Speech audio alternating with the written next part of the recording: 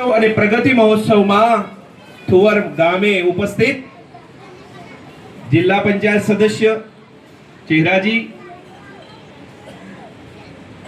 બાજુના જ ગામના તાલુકા ડેલિગેટ અને મારા પાડોશી છે ભાઈ, અમારું બંનેનું ઘર એક જ દિવાલે છે, એવા ખૂબ જ ઉત્સાહી છે ભાઈ, અને લાભ લો એટલો ઓછો છે, એક સારા દાતા પણ છે એવા મારા પરમ સ્નેહી મિત્ર સંદીપભાઈ,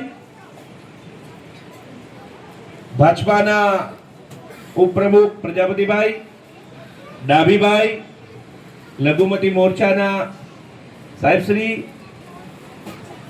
મંચસ્થ ડાયસ પર બિરાજમાન ગામના સરપંચશ્રી, એસએમસી અધ્યક્ષશ્રી, એસએમસી ના જે સભ્યો છે તે, અને મારી ટીમના લાયસન્સ અધિકારી બેન હેતલ.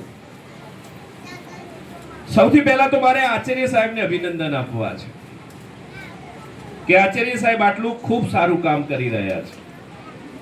એમની ટીમને અભિનંદન આપવા છે કે શાળા માટે સારું કામ કરી રહ્યા છે.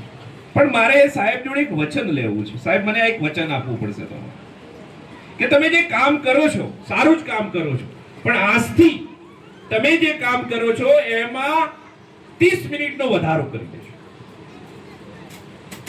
આ થુવર કામ માટે જે બાળકો માટે જે કામ કરી રહ્યા છો એ અતિશય પ્રશંસનીય છે, પણ આજથી તમે જે કામ કરો છો એમાં 30 મિનિટનો વધારો ભગવાનની સાક્ષી આજથી તમે કરશો.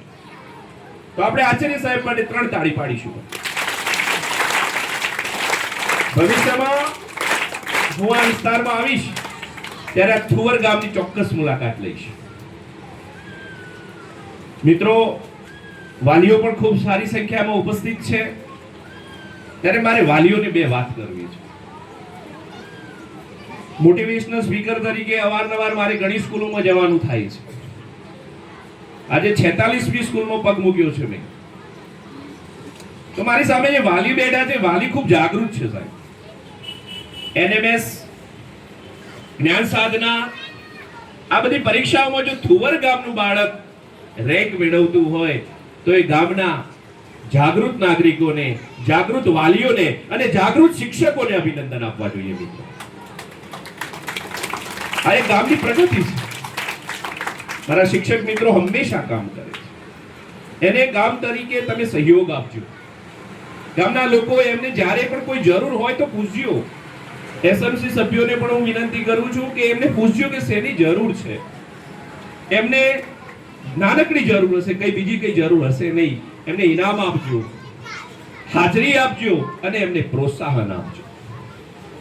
મારે બાળકોને અને વાલીઓ માટે એક નાનકડી ટૂંકી વાત કરવી. સમયની બહુ પાબંદી છે મિત્રો. તમે બધાએ ગરુડ જોયું છે? કેટલા બાળકોએ ગરુડ જોયું છે?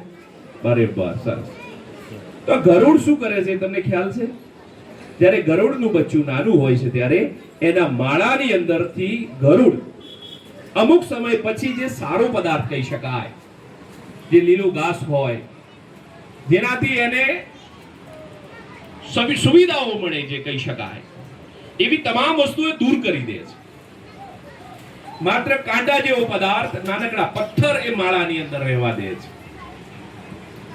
ગરુડ આવું કરવા પાછળ તમે સમજો એનું કારણ શું છે? સારા પદાર્થો એ દૂર કરે